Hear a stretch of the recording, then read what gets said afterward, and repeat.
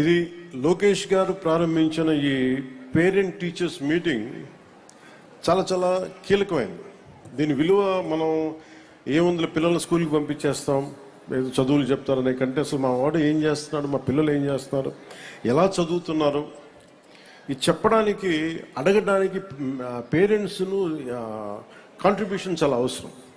Participation అంటే పిల్లలు ఎలా ఉన్నారు, ఏం చేస్తున్నారు అడగడానికి మనకి ఎవరికి వాళ్ళకి చాలా కష్టంగా ఉండిపోతుంది, ఏం అడుగుతామని.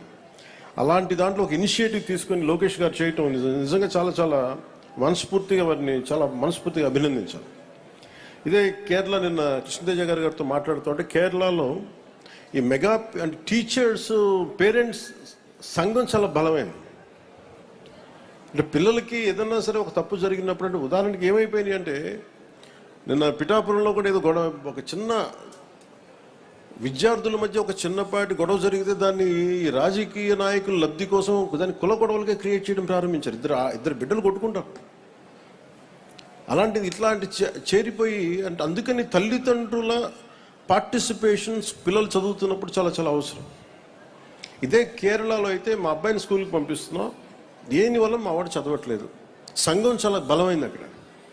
సో ఆ తరహాలో ఇక్కడికి లోకేష్ గారు ఈ teachers mega parent teachers meeting కోసం తల్లిదండ్రుల్ని పిల్లల భవిష్యత్తులో భాగస్వామ్యం చేయటం, జస్ట్ చదువులు డబ్బులు కట్టి స్కూల్కి పంపించేయడం కాకుండా వీరు ఎలాంటి ఉన్నారని చెప్పడానికి నిజంగా ఇది ఒక చాలా కీలకమైన మార్పు ఇది ఎడ్యుకేషన్.